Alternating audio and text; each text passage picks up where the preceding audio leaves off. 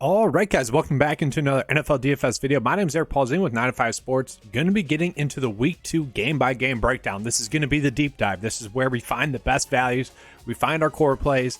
We just break down the whole slate and find out some, the best bets as well. This is a process that I love going through, and I hope that you guys enjoy it too. If you do, please give me a like and subscribe. That does help out the channel a lot.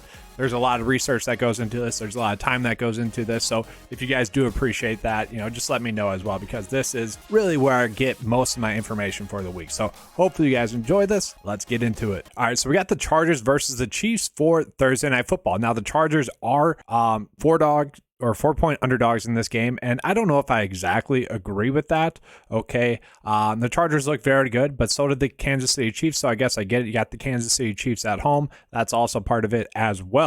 So I would say that this game does have a pretty good chance of being one of the better Thursday Night Football games that we're going to get all year. Last week, the Chargers pass rush was a big factor in the game. Joey Bosa had 1.5 sacks, while Khalil Mack had 3 sacks. So they were able to get pressure on Derek Carr, overall hitting him 9 times. And that played a big role into why Derek Carr struggled, throwing 3 interceptions and having 2 fumbles. Like, he struggled. So if the Chargers can get some pressure on Patrick Mahomes, then yes, the Chargers can have a great game. Now, obviously, Patrick Mahomes had a really good game last week, was not really pressured in that one. So one of those two has to give. Either the Chargers are going to get pressure on him and Mahomes is not going to be as stellar, or they're not going to get any pressure and Mahomes is still going to dominate. Bryce Callahan as well for the Chargers, kind of the slot corner. He had an interception and kind of shut down Hunter Renfrow. He was in position to make another INT last week as well. So what I'm trying to get at is that Juju Smith-Schuster, the slot receiver, could actually end up struggling in this game. Like, that would not be a huge surprise if Juju does not have a big game. And if Juju struggles, then we'd be looking at different receivers like MVS possibly to step up. He'd be someone that you could look at. And for showdown purposes, I do like MVS. He's a deep ball threat. We like that. But Mecole Hardman as well. He's a very good price point play on the showdown slate. I do expect him to continue to get about 6 targets. Now, obviously, last week he scored a touchdown, and that is what vaulted his DFS points. But he should still be a solid play on the slate, especially if Juju Smith-Schuster does struggle, kind of like I expect him to. From there, I do want to get into a little bit of the running backs, because Austin Eckler did not play a full allotment of snaps like he had in the previous games. We actually saw Sony Michel and Josh Kelly get about 25% of the touches as well. So Eckler had about 50% of the snaps there, which I thought was strange. Like, getting around 50% of the snaps is strange. He still saw 4 targets. He still had 14 rushing attempts. A total of 18 opportunities was still there. I do expect him to have a much better game. He is much more appealing to me on the full slate than he is on the showdown slate. On the showdown slate, he's a little bit priced up. Now, obviously, we have Keenan Allen out. That should mean that someone like Mike Williams is targeted a little bit more. No player in the Chargers last week had more than 4 targets. Okay, I expect that to get corrected. I expect I expect Austin Eckler to get more than 4 targets. I expect Mike Williams to get more than 4 targets. And I actually do love Josh Palmer to get more than 4 targets. He makes for a great showdown play, doesn't make for a good full slate play. I do expect him to get more than 4 targets. Like, at the beginning of the year, if you told me that Keenan Allen was going to be out, Josh Palmer was going to be very cheap on a showdown slate in a very high total game, like, I would have just locked that in. So he is someone that I'm looking to play on captain in the captain spot on a showdown slate. So that is definitely a play that I'm intrigued in. And then obviously both quarterback plays you can easily play, especially on the showdown slate. Patrick Mahomes did light it up. I mean, highly efficient there. Had a great game, 5 touchdowns. Obviously, don't really need to dwell on that. And Justin Herbert, although, he spread the ball around, he had a very good game there as well. Threw the ball 34 times, 279 passing yards for 3 touchdowns, okay? He didn't have to force the ball to anyone, okay? And that was kind of the reason why Mike Williams, Austin Eckler, Josh Palmer, even Keenan Allen, I guess, did get it going at the start of the game, but got injured. But that is why all those pass catchers did not get that many targets, because, well, he was able to spread the wealth and he'll be highly efficient. But I do expect both those quarterback plays to be stellar plays. If I had to choose a winner in this game, I guess it would be the Chiefs at +4. I do like that. I think both of these teams are pretty much even keel. It's just whether or not the Chargers can clutch up. I expect them to have a good game in this one, so I'm going to go Chargers at +4. All right, now we're going to get into the next game. We got the Carolina Panthers versus the New York Giants, okay? The Giants are favored to win by 2 points. The over and under for this game is set at 43.5, okay? So it's not expected to be that high scoring of a game. Really, the biggest takeaway of this game is Saquon Barkley. Okay, he was very dominant, and that's really the reason why the Giants won, okay? Like, it was strange. Kadarius Toney, a lot of people corrected me on that. I'm going to keep calling him Tooney until the head coach figures out the Looney Tune. That was terrible. The Looney Tune, that doesn't even make sense. Whatever. Until they figure that out. No, he's Kadarius Toney. I apologize. It's just strange that he's not getting playing time. I mean, he played like 7 snaps, had 2 carries on them, and had like 29 yards total. Like, that is just stupid. Like, get your best playmakers in the game. Honestly, like, it's just so strange. And I think part of the reason, honestly, why he probably didn't play is Tony is a guy that you get the ball to in short yardage situations like quick dump offs. They kind of use Saquon Barkley a lot in that role. A lot of screens going to him, short yardage passes going to him. And I don't know, maybe they just didn't want Tony in there. It was strange. Anyways, Barkley absolutely dominated. We know that. He'd be the play that you'd want to go with the most in this game. 18 rushing attempts, 164 yards, a touchdown, 7 targets. I mean, so many opportunities in this game. And he's going against a defense that just gave up 217 rushing yards total and 2 TDs to the Browns last week. Like, Saquon Barkley is an absolute spot. He's a core play to me on the site. He's someone I'm definitely going out of my way to play. Looking at the Carolina pass D, they were pretty good.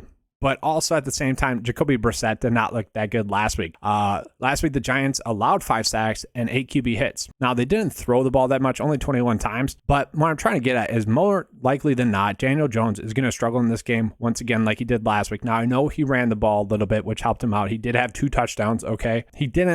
I don't think he played that well, okay? He benefited from Saquon Barkley, the defense focusing on them. And heck, that can help him. That can help him for sure once again this game. But I think the Panthers defense is for real, and I think they can shut down Daniel Jones like they shut down Jacoby Brissett. Now, looking at Baker Mayfield, he did really struggle last week, and I kind of expected that. I expected him to struggle. He has really kind of just sucked in the motivation-based games.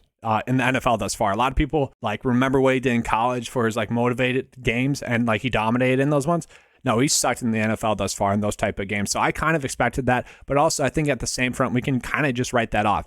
I don't think Baker is a good quarterback, but I don't think that that's going to be the Baker that we see typically. Okay. He had a 9 T and 4 fumbles. Okay. He didn't lose any of the fumbles, and he was still able to score 19 DK points. Kind of looking at it as well, like Ryan Tannehill played extremely well last week against the Giants, and that would kind of suggest that Baker Mayfield could do well as well. I don't think Baker's a good quarterback. This is a good price point, though. If you want to play him at like 5.3, you could. I don't love it, and he benefited a lot from that rushing touchdown. Now, the Giants did really sell out to stop the run last week with Derrick Henry, and so maybe someone like Christian McCaffrey, who kind of got bailed out by a touchdown, maybe he does struggle as well in this game. And what I mean by struggle is he doesn't pay off the 8.9 price point. I could see that happening, but I do expect him to be a little bit more involved in the passing game.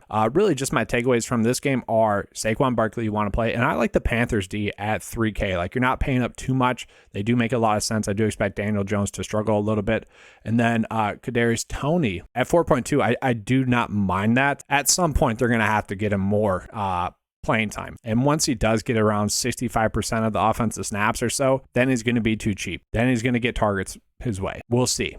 Eventually, he's going to get that playing time. I'm not saying go crazy with it. I'm saying maybe 5% of builds because the ceiling game can be there for him if that happens. All right, so now getting into the New York Giants versus the Cleveland Browns. I just kind of talked about the Cleveland Browns a little bit, how they kind of sucked, but they were very efficient in the rushing game. Both Kareem Hunt and Nick Chubb had very big games, okay? And that could continue once again. But as I was watching the Baltimore defense or that game, the Baltimore Jets game, I noticed that the Jets D did a great job at stopping the run. And this is where we kind of struggle with week 1. It's like, were they just stopping the run because they're going against Kenyon Drake and Mike Davis? Or were they stopping the run because the Jets D is for real? For 21 rushing attempts, they gave it 3 yards per carry. Okay. So the biggest takeaway from that would be, do they provide some sort of resistance to Nick Chubb and to Kareem Hunt, especially at their price point? You know, I could see that happening. Are they fades? No. Are there players I'm going out of my way to play? No. Okay, that is the problem there. And I will say the Jets did throw the ball a ton. They were kind of forced the ball a ton. But like Joe Flacco, I don't think he looked downfield past 15 yards at all. I would say a majority, like 75% of his passing attempts were at or near the line of scrimmage. And players like Braxton Berrios, a value play receiver, he benefited from that, gained 6 targets. But then Breece Hall and Michael Carter both benefited from that as well. Breece Hall had 10 targets, okay? Michael Carter had 9 targets, and they both looked good. Michael Carter looked really good, okay? He did drop what should have been an easy touchdown late in the fourth quarter. That was like his one bad play. It was kind of a slightly bad throw for a 5-yard, what should be pitch and catch. But yeah, he definitely needs to catch that. I mean, besides that, he did really well. 17 DK points. And honestly, I could kind of see that same usage continuing once again in this game.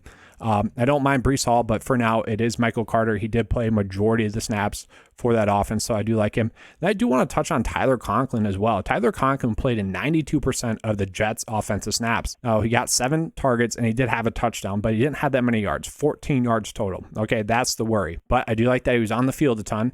We can get a tight end that had 7 targets and played in 92% of their offensive snaps. Like, that is crazy at 3.4. Like, you just don't get that these days. So I don't mind Tyler Conklin at 3.4. It's a play that makes a lot of sense. And then from there, I will just say that, like, all the receivers look good. Elijah Moore did get some targets on key situations, whether it be on 3rd or 4th down. Okay. And he had a touchdown that was called an offensive pass interference, and it certainly was.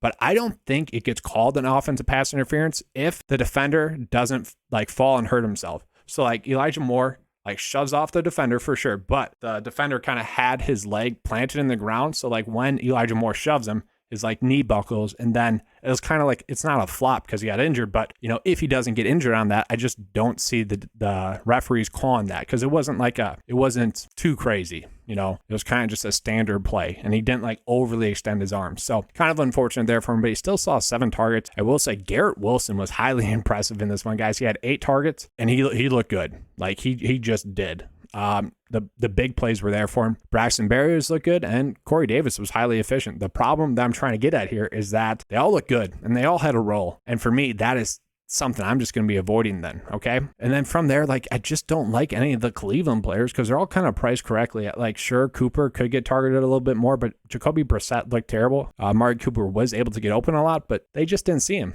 in that game. So yeah, I'm just not going to be touching Amari Cooper. I'm not really going to be touching anyone for Cleveland there. I do like the Jets just because of their price points, but you know, that's a game that I'm just not going crazy with. Obviously, I like Tyler Conklin a lot. Betting wise, I don't really see a bet that I want to make in that. The over and under is 39.5.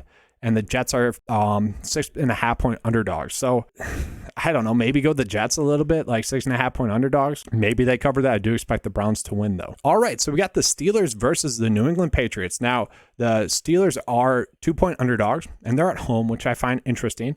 The over and under is set at 40 points. The biggest things that we need to watch for are Mac Jones, who apparently was having back spasms at the end of the game last week. And that could really explain why he had a terrible game, because he looked terrible. Really bad. Like, he was missing checkdowns, like to receivers that were, you know, pretty open. Like, you just, as an NFL quarterback, you don't miss checkdowns the way he was missing them. And so to me, I thought that was so strange. I'm like, there's no way like he digressed this much. I do think it was because of the back spasms. Like, that can easily throw off your throwing mechanics to the point where, you know, you're just missing receivers the way he was. Like, that just makes sense. So we'll have to see if he plays. If he does not play, Brian Hoyer could put a respectable DFS point number up at 4.8. Like, he doesn't need that much to value, like 12 DK points or 14 DK points. He could certainly do that. That's really just a touchdown. Mitchell Trubisky did not look good last week. I don't really expect him to look good against the Patriots this week. And then we have some injury news at the running back position. We had Najee Harris, who, man, it looked bad. He kind of got rolled up on in the end of the fourth quarter. And then Jalen Warren had to come in and spell him. It is expected that Najee Harris is going to play, and he did look good. Okay, the numbers are going to say that he looked terrible. He had 10 rushing attempts, 23 yards, but the biggest takeaway I saw is that he was tough to take down. They just weren't able to take him down. Now, that Steelers line was a big issue, and they weren't creating that many holes for him, but he was able to like keep defenders honest, and you know, was very tough to take down. So that was encouraging to me. And I saw Jalen Warren play. He did not look as good as what he did in the preseason, and that's the problem with the preseason sometimes, is that these guys dominate the preseason and then they get it against actual NFL talent and don't look as good. He looked fine. I'm not too worried about him, but I don't expect him to be an issue for Najee Harris. I do want to mention Ty Montgomery. So he is on the IR, and that is a big thing for both Damian Harris and Rhamondre Stevenson, because Ty Montgomery looked good, okay? So that would have been an issue for both of them. And I will say Damian Harris definitely was the more impressive running back in this game, and he kind of always has been, okay?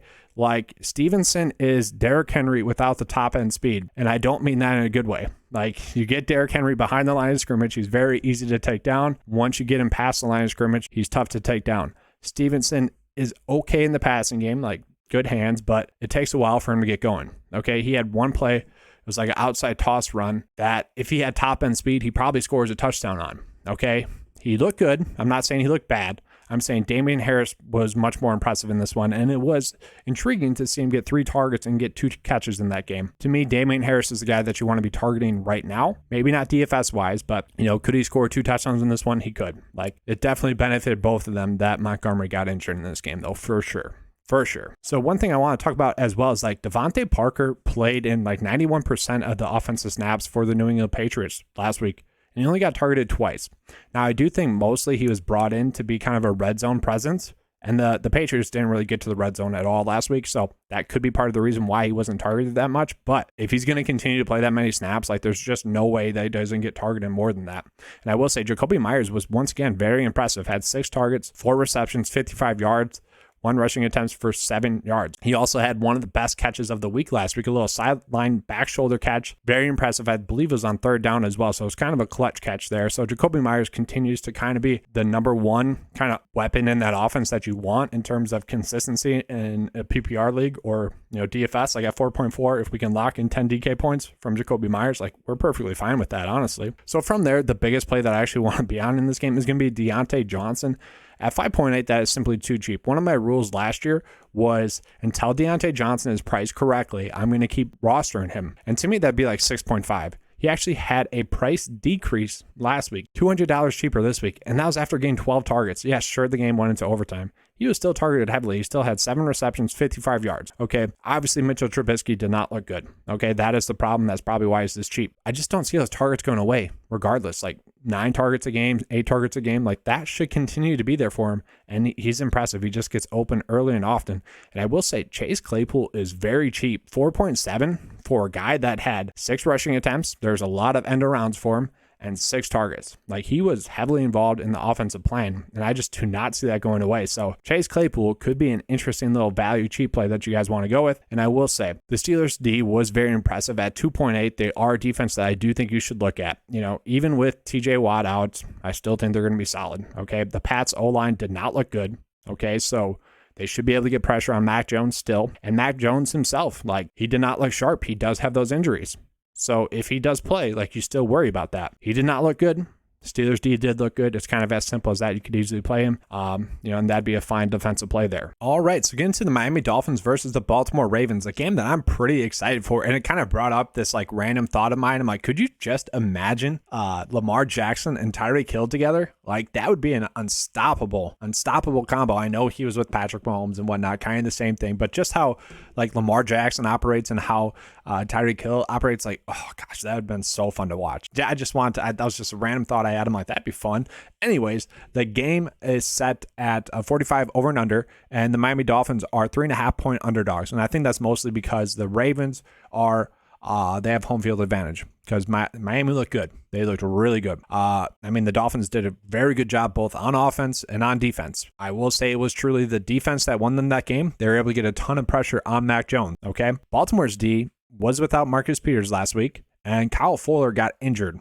Okay, so that could create some opportunities for the Miami Dolphins passing game. That easily could. And really with the offense, not led by Joe Flacco, like the Jets were last week, like Tua should be able to have a good game. Like they should be able to take advantage of this matchup somewhat with, two of the top better defensive backs in the league being injured and out in this game. The matchup to watch this game is going to be Marlon Humphrey versus Tyreek Hill. Now, I don't think Marlon Humphrey is going to really provide that much resistance for Tyreek Hill, but if he does have a game in which is less than stellar, it's going to be because Marlon Humphrey went out and had a good game.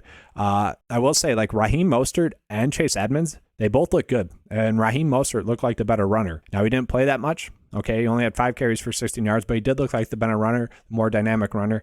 Chase Edmonds was very impressive, though, in the passing game. So I do kind of expect that to be more the norm.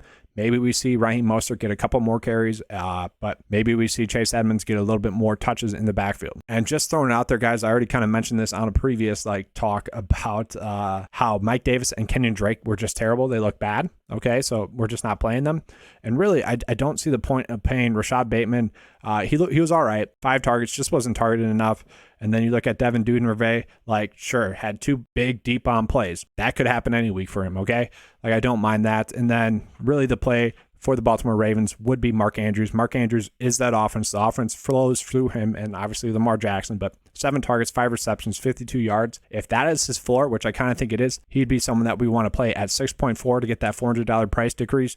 That is something I'm intrigued in. That is something I think would be worth paying up for if you're trying to pay up for tight end. If you don't want to pay Tyler Conklin, you could pay up for Mark Andrews at the tight end spot. Looking at the receivers, obviously Tyreek Hill I like, guys. The offense was literally designed around Tyreek Hill. They brought him in to be the focal point in this offense, and that is exactly what happened. Okay, 12 targets, 8 receptions, 94 yards, and he was able to put up 18 DK points without a touchdown. That's the easiest way to sum it up. Like, he was heavily involved in this offensive plan, and I expect that to continue once again. And the thing that I like the most about like the Tyreek Hill play is you watch the game of the Jets versus the Ravens last week. They were perfectly content with letting passes of like 2 to 3 yards be completed and just, suffocating the offense, a player whoever caught it from there. So like Tyreek Hill, that's kind of how we got used. I would say about half of his receptions or 2/3 of his targets were of that nature, 2 to 3 yards. Let Tyreek Hill work. So like he should have a nice safe floor in this one. And I really like him as a play. He is someone that I want to pay up for a ton. Like each and every week, I think I'm going to be paying up for Tyreek Hill.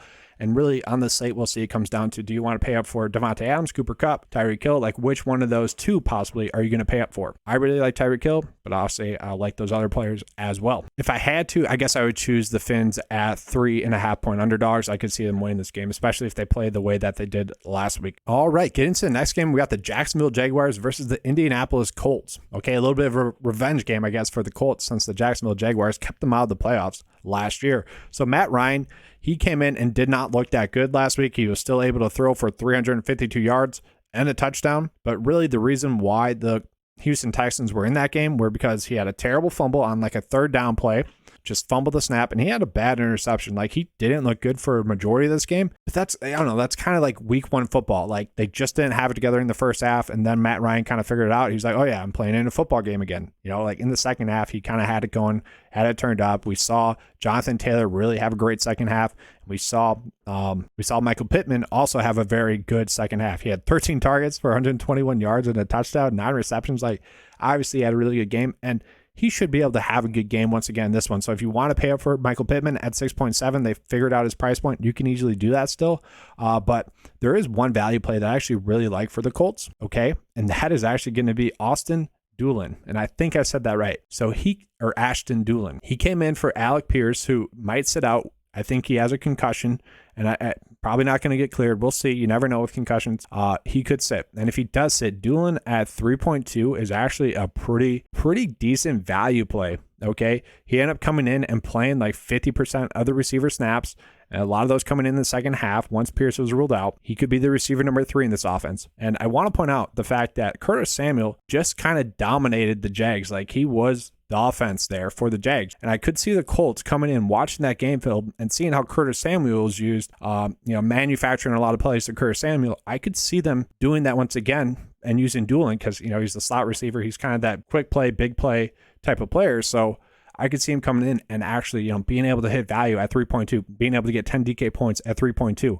Okay. He came in, had 6 targets, 3 receptions for 46 yards. And he also nearly had a TD, one that he kind of just couldn't get both feet down and just dropped it basically. It was a little bit of a tough catch, but you want to see him make that. And then he also had a catch that was, he got down on the 2-yard line. So could have scored a touchdown on that. So like the path for him to be a good value play is definitely going to be there. Obviously the plays in this game are going to be Jonathan Taylor. Okay, Jonathan Taylor, if you can afford to pay up for him, you just want to do it. Now, I will say like the Washington offense is definitely different than how the Colts offense operates. Like Antonio Gibson was used a lot in the passing game, but Antonio Gibson still had a good week in DFS. And so that's my long way of saying like I don't see the Jacksonville Jaguars being able to provide any or much resistance to Jonathan Taylor. He should still be able to have a really strong game in this one. So I would definitely still play Jonathan Taylor. I think he's going to be able to have a massive game. There are some other running back plays that I like as well, so maybe you don't have to play him, but he should be in for a strong game. And I don't know if I said this off the top, but the Jacksonville Jaguars are 3.5 point underdogs, and the game over and under is set at 45.5. Okay, so there are going to be some points there. Now getting into the Jacksonville Jaguars side of the ball, man, Trevor Lawrence I don't know how to describe him really, because you can see he has all the tools to be an elite quarterback in this league. Like he sees the play. Most of the time he's able to make the play. He's reading defense as well. He can throw all the passes that you want him to throw, has an incredible arm. It's just a little bit inaccurate. And it's that inaccuracy that really just makes you want to pull the hair out of your head because it is annoying. It really is. Like Travis Etienne should have had 2 touchdowns at 2 separate points of this game. And I'm not even talking about the drop touchdown. Okay. On the first drive of this game, Trevor Lawrence had Travis Etienne wide open for a touchdown and he just missed him. It was like I think it was a little wheel route and he just missed him. Then later on, in the 6 minutes left in the second quarter, he hits Travis Etienne, but it's behind him and Travis Etienne kind of stumbles because of that. If he just puts it on him, or leads him a little bit, like Travis Etienne is able to walk in for a touchdown. Later on, he missed Marvin Jones for what would have been a touchdown or like a big, huge play, okay? And that is just the norm. It's like a lot of the times, he's just not putting the ball on receivers. And I don't know if it's like, don't fuck up, just like throw it up to them and, just make them catch it. I don't know, but it's just frustrating because the big plays are there and they should be there. He's just messing them up because he's not able to put it on them accurately. It's very annoying. Okay, but that being said, the plays were still there for Travis Etienne. That was nice to see. You got James Robinson, who put together a great game, had 11 rushing attempts, a touchdown there, and also had a receiving touchdown. He had a very fantastic game, looked very good. Travis Etienne did look very good as well in a limited workload. Like the big plays were definitely there for him. And that's kind of the problem with those two. It's like they're kind of both eating into each other and they're both priced to a point where you can't really play either of them. And both of them actually could have had big games. Like both of them could have had enough big games. I will say Christian Kirk did what we expected. 12 targets, had 117 receiving yards, was able to score 20 DK points without a touchdown. And he did almost have a touchdown. He was like on the 5-yard line. His big toe just barely stepped out while he was diving for the touchdown.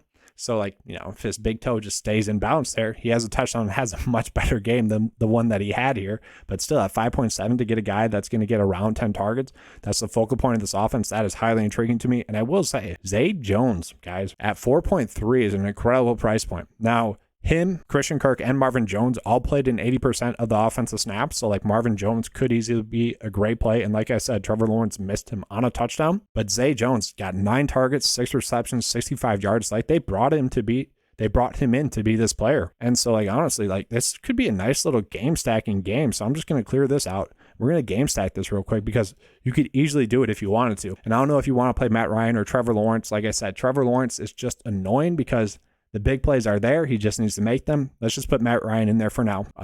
If you want to play Robinson or Etienne, you could. I'm going to go Kirk, Pittman, Zay Jones, and then Ashton Doolin. Like I said, I think he could be a sneaky, nice little value play on this slate. And then you got a nice little setup of a game stack right there.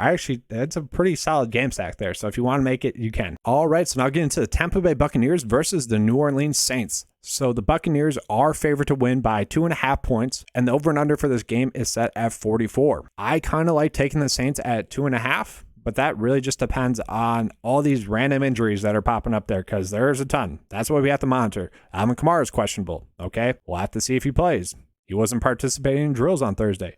Mike Evans is questionable. I fully expect him to play. Leonard Fournette was questionable, okay? He was limited. Chris Godwin, probably not going to play. Julio Jones didn't practice. That's Jameis Winston, sorry. He's questionable.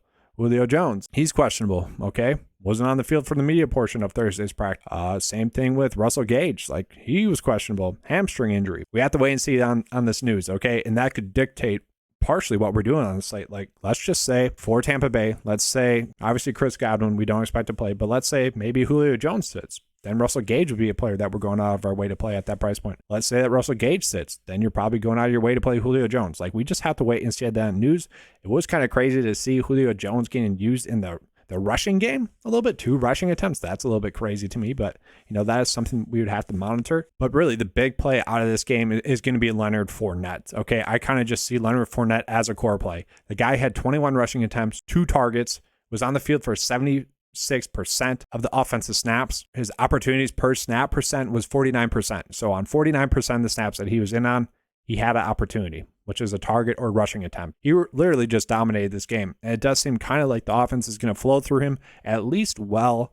The offensive line is still banged up for the Bucs. Okay, they do not want Tom Brady having to throw the ball a lot right now while everyone's banged up. And he's also going against the defense that just gave up 200 total rushing yards. Okay. Now I know the Saints, like partially that was due to Marcus Mariota running the ball a lot, but Cordero Patterson was able to feast against them.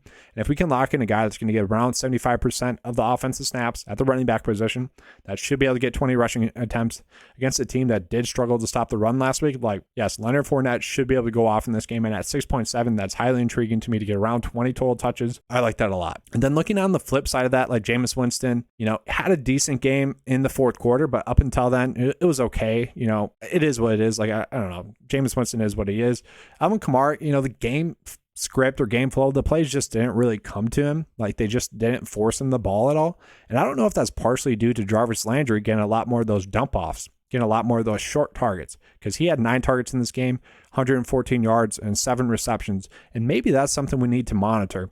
I'm not worried about Alvin Kamara just yet. He looked impressive. He looked like his normal self. I don't think we should have to worry about that. But at 5.K, Jarvis Landry could be a decent value paydown play on this slate. Michael Thomas was impressive, especially as the game went on. He had a couple of back shoulder touchdowns, which were impressive catches. 8 targets, 57 yards is not that much for 8 targets, but still had a good game, still had 2 touchdowns. Both of those guys I do like. So, definitely a game you can attack if you want. All right, from there, we get one of my favorite games to stack. We got the Washington Commanders, the undefeated, the team that has the best winning percentage in NFL history, the Washington Commanders versus the Detroit Lions. Okay, this should be a fun game. Let's just look at it. So the over and under for this game is set at 48.5 points, and the Detroit Lions are favored to win by 1.5 points. I think that's the first time in like 28 games that the Detroit Lions have been favored to win in a game, and I don't see them winning. I'm betting Washington at 1.5 points to win there. I like that, but I also kind of want to bet the over. The Detroit Lions, I think, are going to be a team that can score, and they can score in garbage time, kind of like what they did last week. And you got the Washington Commanders with Carson Wentz, who looked very sharp, and they're able to use all of their weapons. So I do really like chasing the Washington Commanders here. And really, for a majority of that game last week against the Jacksonville Jaguars, they were dominating. Okay, they kind of just let the Jags sneak back into it, and they almost let them win. But if both teams, the Detroit Lions and the Washington Commanders, bring their A game, I would say that the Commanders would win. Now, I do want to talk about Antonio Gibson here because, sure, he had all that talk this offseason about Brian Robinson potentially replacing him, and he came in and had a good game. Like he kind of had to against the Jacksonville Jaguars. Looked very impressive in the passing game. 8 targets, 7 receptions, 72 yards. Like it was a very fluent catching the ball. Like he looked like a natural pass catcher, okay, which is a good thing for a running back. Always still had 14 rushing attempts, 22 total opportunities. That is something we obviously like to chase. At 6.2, I do think he's priced up a little bit too much. But going against the Detroit Lions, he should be able to have a decent game. And I will say Curtis Samuel, guys, at 4.6 is a great value price point. It's basically like getting a running back at 4.6. He had 11 total targets and 4 rushing attempts. Okay, this is kind of what they always envisioned when they brought in Curtis Samuel. And kind of my one thing that I'm irritated about from last week is that a lot of the Washington Commanders beat writers were saying that this was a possibility. Like none of them were shocked that this happened. And that, unfortunately for me, is something I'm mad at myself for. But I will say that was due to me really liking Dotson, who ended up having 2 touchdowns. So I won't say I was right about that, but it was lucky that it happened. 2 touchdowns, and he made a phenomenal catch on his second touchdown there as well. So the big play ability is there for him. The biggest takeaway from the Washington side of it is that Carson Wentz was very impressive. He had like 3 bad plays, okay, and 2 of them were intercepted there. But besides that, like the touchdowns that he made were 3 out of them were really impressive throws. The one to Terry McLaurin was a very impressive throw, and he was just accurate when he needed to be that game. Threw the ball 41 times, 300 passing yards, 4 TDs. Now, obviously, we don't expect that, but the Detroit Lions did just give up a lot of points to Jalen Hurts, okay? And so I could see Carson Wentz still having a good game, and at 5.8, that is a great price point. You could easily stack this game. Now, looking at the Lions side of the ball, DeAndre Swift is currently questionable. He was a non-participant in practice. So if he sits, then yes, you are just putting in Jamal Williams at 5.4. You just got to do that. He had 11 rushing attempts, 2 targets. He'd be, the RB1 in that offense. And at that price point with the workload that he will most likely get, that's just going to be way, way too cheap. Okay, so we got to monitor that. And I would say that that's kind of the worry with DeAndre Swift, and that's probably why Jamal Williams is getting that short yardage workload, because they can't trust DeAndre Swift to stay healthy, and that's probably why they're never going to give him that full allotment of a workhorse back workload. And plus, like Jamal Williams is good, but We look at what the Jacksonville Jaguars just did against the Washington Commanders, where James Robinson had 2 touchdowns, where Travis Etienne should have had 2 touchdowns. Like, that bodes very well for both of them, especially DeAndre Swift, who can, both run the ball extremely well and catch the pass out of the backfield very well. Like, he should have a good game. He's someone that I like, especially in GPPs. He's someone I'll chase. I do see him being able to score 20 DK points in this game. Receiver-wise, I do like Curtis Samuel. Like I said, for the Washington Commanders, I will be playing him a decent amount. I think that's a great price point for a guy that is going to be involved in the offensive game plan. That is something I'm going to be chasing. Amon-Ra St. Brown, 12 targets, 8 receptions, 64 yards, and a touchdown. He was on the field a ton, 87% of the offensive snaps for the Detroit Lions. So that's obviously going to lead to getting targeted a decent amount in a game that I think we can game stack. He'd be a player that I want to go out of my way to play, but I do really like the price point of DJ Chark as well. At 5.1, this is a great price point. 8 targets for him, 4 receptions, 52 yards, and a touchdown. He was in for 80% of the snaps last week for the Detroit Lions. I really like playing both of them, just not together. Obviously, if you're game stacking, you probably would, but if we were doing like this game stack, then you would probably have to play Jared Goff at quarterback, which I don't exactly love, but you could. And then you'd probably have to play DeAndre Swift. Just a fun game to watch, a fun game to target DFS-wise, because it's pretty easy to stack and you're not like too strapped price point-wise. All right, so now getting into the Seattle Seahawks versus the San Francisco 49ers. Okay, the game over and under for this game is 41. The Seahawks are 8.5 point underdogs, but the caveat is this little rain cloud right here. Okay, is it going to rain again? Is it going to hinder the offensive play once again? That would suck. That'd be pretty funny as well. We got to see. Okay, we got to wait and see in the weather report and see what happens there. But I really like actually Seattle at 8.5. If that weather report of it raining a decent amount holds to be true, okay? Especially with George Kittle possibly sitting once again. We have to wait and see on this news. If George Kittle sits, I do like the Seahawks a little bit more. And this might be a situation where you put a bet in for the Seahawks at 8.5 plus 8.5, for now. And if George Kittle sits, then you keep it there. If he plays, then you just cash it out. Like, you don't have to make that bet then. I will say, the Seattle Seahawks last week were definitely outplayed. They were able to get the win. And I will say the Niners probably outplayed the Bears. They just didn't get the win. That was definitely more to weather, okay? And now you got the San Francisco 49ers without Eli Mitchell, which is going to mean that Jeff Wilson is going to be the starting running back in that offense. We could see a little bit of Jordan Mason. We'll see. That'll be something interesting to monitor. Which RB is going to be the RB2 in that offense. But I do think we're going to see a lot of Deebo Samuel in this game. Okay, he was still targeted 8 times last week in a poor weather game. That tells us that he is still the focal point of this offense, especially with George Kittle out. With George Kittle out, I do expect him to get around 16 opportunities in this game like he did last week. Like, he is a hybrid player. That's how they've been using him at 7.8. That is a little bit to pay up for him. I'd rather play Tyreek Hill or Devontae Adams, but I do think he's going to have a nice safe floor, and I do think he's someone that you can easily target this week DFS-wise. After that, I do really like Brandon Ayuk, who, he wasn't involved in the offense that much, but if this is a game in which the weather is not terrible, I do expect him to be involved in the offense. I think it really just comes down to that. If the weather's good, he should be able to get 7 targets. He should be able to hit value at that price point. And I do really like Trey Lance in this game. Guys, he had 13 rushing attempts for 54 yards, and he had 164 passing yards in a terrible weather game. That is all good stuff. I don't really get why people are trash talking him. You look at what Trevor Lawrence did, where he missed wide open players in the end zone. Then you look at Trevor Lawrence, who's just in a terrible game situation. Like, it doesn't make sense. Okay, this is like Trey Lance's like 4th game now in the NFL, and he's getting bashed. Like, I don't get it. Okay, he didn't play that poorly, all things considered. He's a running quarterback, okay, and it was in a poor weather game. Like, I don't know what people expect, honestly. He wasn't terrible, okay? At 5.7, going against the Seattle Seahawks that absolutely were just giving up passing yards at will pretty much. However, the Broncos wanted to attack them, they could. I fully expect Kyle Shanahan to be able to drop some plays in which Trey Lance is going to be able to score some touchdowns on, whether that's with his legs or passing the ball. I definitely like him. Jeff Wilson, I'm not going to play at 5.1. He could easily have a good game. Like, it wouldn't be shocking at all. Rashad Penny, he was involved a decent amount, 3 targets, 12 rushing attempts. Looked very impressive doing it. But Kenneth Walker is most likely going to be back in this game, or he should be back. So we'll have to wait and see on that. Honestly, guys, this might be a great opportunity to trade Rashad Penny before Kenneth Walker comes in and splits part of the workload, because a lot of people saw Rashad Penny have a very solid Monday Night Football game, and they'd probably be excited to have him. And they might forget about Kenneth Walker. So I think this might be the highest we get for Rashad Penny's value So in season-long leagues, you might want to get rid of him. Just a thought. Like, you don't have to. I do think like Rashad Penny, Elijah Mitchell, DK Metcalf are going to do enough to hit value or around value, but I don't think they're going to like break the slate or anything. So you don't have to go out of your way to play them. All right, get into the Atlanta Falcons versus the LA Rams. So the Falcons are 10-point underdog. 10-point underdogs. That is pretty crazy to me. I don't know about you guys, but I find that pretty crazy. The over and under for this game is set at 46.5, which I think it's going to be more than that. I think this game is going to be a high scoring game. And I like the Falcons to cover at 10 points. Now, I fully expect the LA Rams to come out ready to go. Okay, this is definitely a get-right spot for the LA Rams. It's a home game for them. I expect them to come out firing. But the Atlanta Falcons really dominated that game for like 3.5 quarters, and then they just gave up pretty much and let the Saints said, nope, we're the Falcons. You guys are the Saints. You guys go ahead and win. That's what happened pretty much.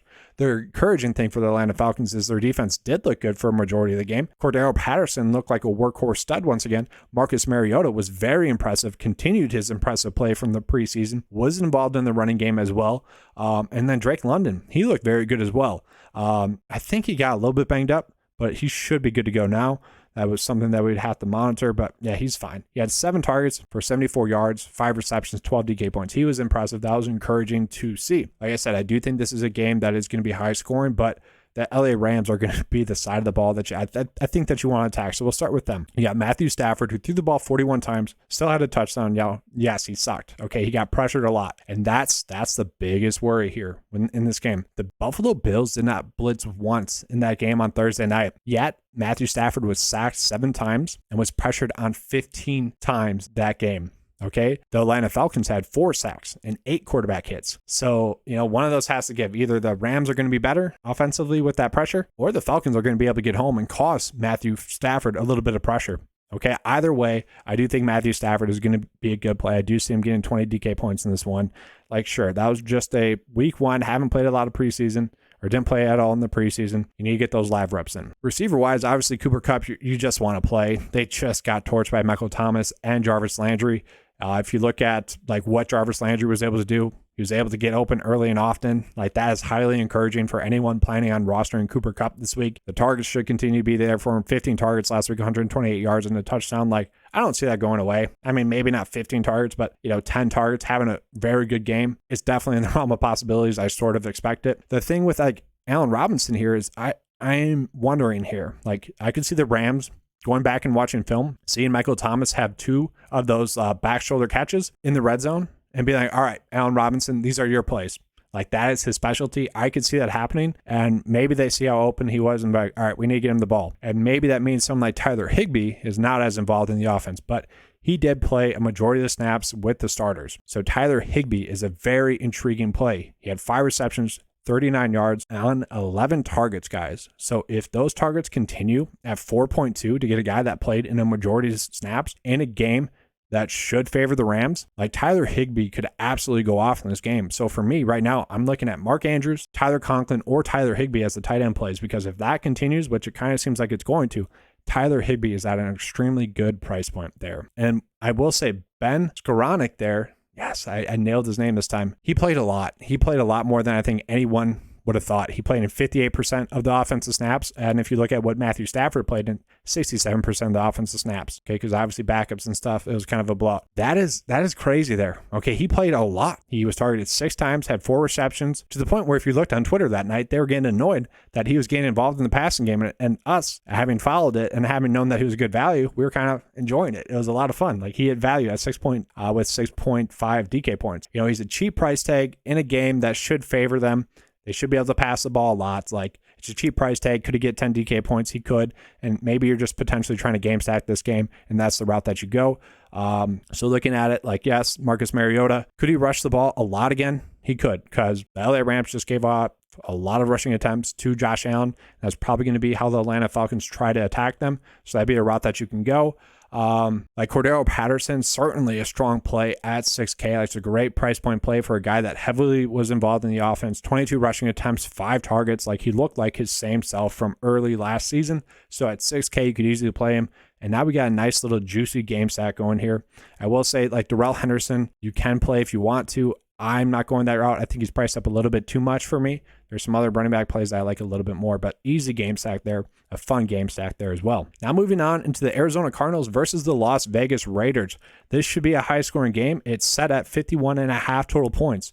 Okay, the Las Vegas Raiders are actually 5.5-point favorites, which I find kind of crazy. I kind of like betting the Cardinals there. Okay, both teams are obviously coming off of a disappointing week one.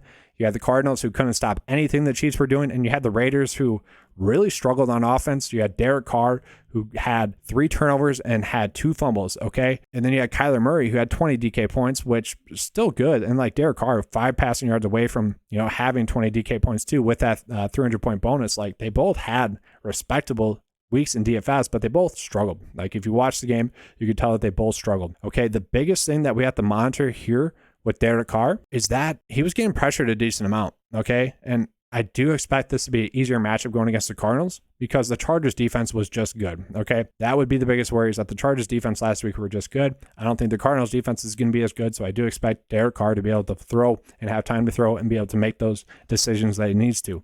Kyler Murray, I'm perfectly fine with, but honestly, guys, if we're trying to game stack this game, which I do kind of suggest, you're playing Derek Carr over at receiver. You do just want to pay up for Davante Adams. Obviously, the Cardinals just got smoked in the passing game last week. They did. Okay, so you got Davante Adams, who was targeted 17 times. Okay, he had 10 receptions for 141 yards and a touchdown. Like, he was the same Davante Adams that he was with the Green Bay Packers. And at 8.6, I would much rather pay him than pay up for Cooper Kupp at 9.9. That is pretty crazy to me, okay? The situation is basically the same game, except for you're getting Davante Adams at a little bit cheaper. Like, I'd much rather go with that. Obviously, you want to fade Cooper Kupp if you can, but Davante Adams at that price point makes a lot more sense. From there, like, I don't mind the running back plays. Like, James Conner could certainly do well. I thought Josh Jacobs did look good.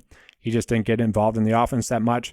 If Rondale Moore is out once again, Greg Dortch, our preseason stud, he becomes a great play, okay? He was on the field the second most out of any receiver, which really not too shocking, okay? It's just not. He had 9 targets, 7 receptions, 63 yards. That is the exact player that he was in the preseason, so it's no shock that they knew what they had in him and they wanted to play him. Like, if Rondale Moore is out once again, I do expect him to play more than AJ Green again, and I do expect him to get targeted heavily. Okay, at 3.5, it's kind of just the obvious value play on the slate. I might just play him in my cash build, honestly, if Rondale Moore is out, because I don't expect that playing time to change. Obviously, we don't know that for sure, but I do expect that to change. Marquise Brown, he's a guy that is going to have some big games here. This could be a great spot for him. If you're trying to game stack, it does make sense. 6 targets last week, 43 yards, and a pretty impressive touchdown catch. You could play him if you want to. All right, now getting to the Houston Texans versus the Denver Broncos. The Houston Texans are 10-point underdogs in this one, okay, which is pretty crazy there. And the game over and under is set at 46. Okay, I don't really have any bets for this game. I do just want to say a lot of people were surprised that Rex Burkhead was the lead running back in this offense, which I wouldn't say was that much of a shock. I would say, like, the game script that dictated Rex Burkhead to be the lead running back was strange, okay? Because, like, if they were down, yes, it makes more sense to get Rex Burkhead in the game, okay? But he was good when he played, so it's not like he's going to lose this job, but Pierce did look good as a runner as well. He's just not as involved in the passing game, and I think that's why Rex Burkhead ended up playing.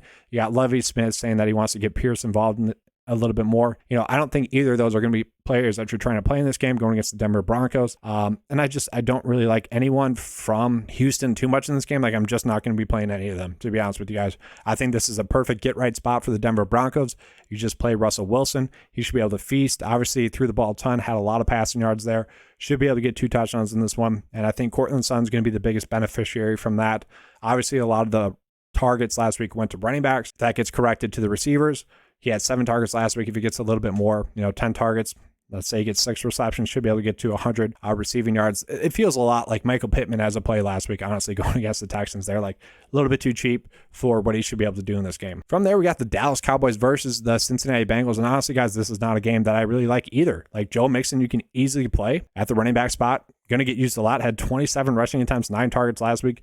And I kind of expect that to be the game flow. Obviously, the Dallas Cowboys are going to be without Dak Prescott. That means they got Cooper Rush. Cooper Rush is a serviceable backup. Like, he's not terrible, not good, though. He can do all right. The game plan for them is going to be to establish the run with Zeke. Like, that's what they're going to try to do. Will they be able to do that? We will see. But honestly, guys, like, the Cincinnati Bengals defense at 2.2 going against a backup, going against the Dallas Cowboys offense that looked terrible. Like, they played basically 5 full quarters last week and still scored 2 DK points. Like, that's encouraging to me. They're the one defensive play that I'm really going out of my way to play this week. All right, now getting to the Chicago Bears versus the Green Bay Packers. The Chicago Bears are 9.5-point underdogs, and the over and under for this game is set at 41.5. Now, I kind of like betting the Bears to cover at 9.5, but I do definitely expect the Packers to win. I kind of just think the Bears will be able to cover in garbage time, okay?